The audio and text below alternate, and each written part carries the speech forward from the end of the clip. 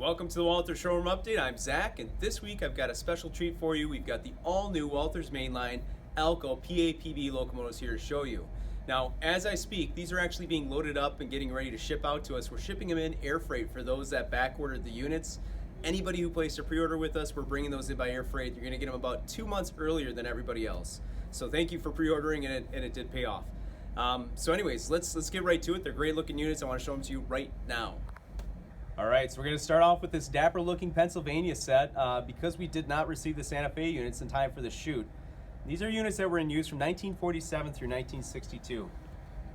With the Penzi, you can see the trademark nose profile of the prototype, and it's outfitted with a single headlight.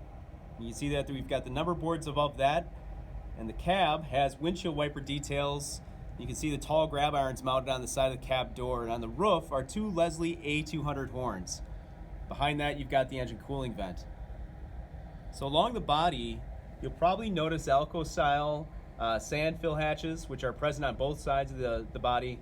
And you can see the tank skirt on the sill and the midway down the body.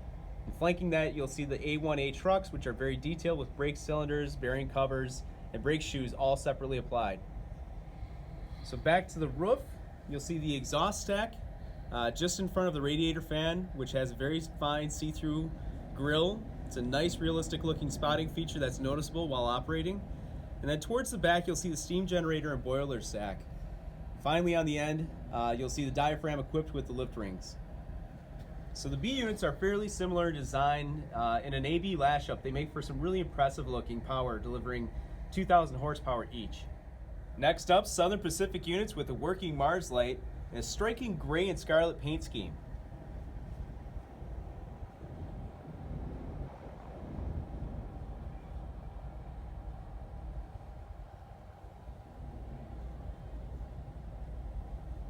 And the B units are all business with a straight gray paint scheme, and the only highlights really coming from the white grab irons and the light gray lettering. All right, so our final sample for today is the Union Pacific units, which were used in passenger service from about 1947 through 1958, and then later in freight service till 1965.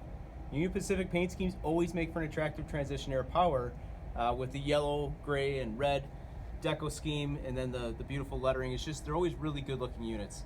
And of course, the B unit follows suit. They make a really good looking pair and some massive power for UP over nearly 2 decades of service.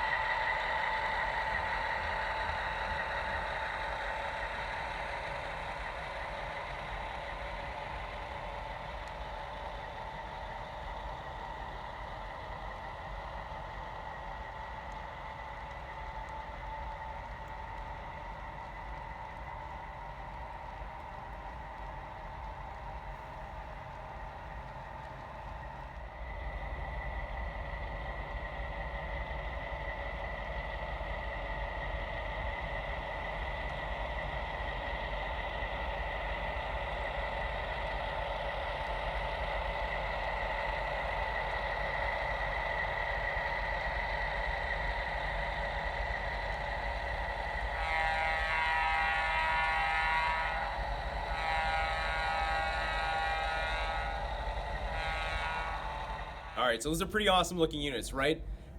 They are awesome, and they're so awesome that they're actually pretty well sold out at this point here at Walthers. The Santa Fe units are all spoken for. Those are completely sold out. We do have a few left over of the Penzi, the SP, and the UP, and you want to place those orders as soon as possible to make sure that you get yours. Otherwise, check with your local hobby shop. A lot of dealers are bringing these into stock. Check with them for availability. Maybe they have a few that are not spoken for. That's probably your best bet, especially with the Santa Fe units. There is also a detail kit that's going to be coming in a few months for these. They've got grab irons and lift rings. It's a nice, easy $10 way to detail up your units when you do get them. So that's our show for this week. Thank you very much for joining me. Come back in 2 more weeks, and we'll have the all-new Walthers Mainline Plymouth ML8 units. The second run is going to be coming in shortly. We're going to show them to you next week. Come on back.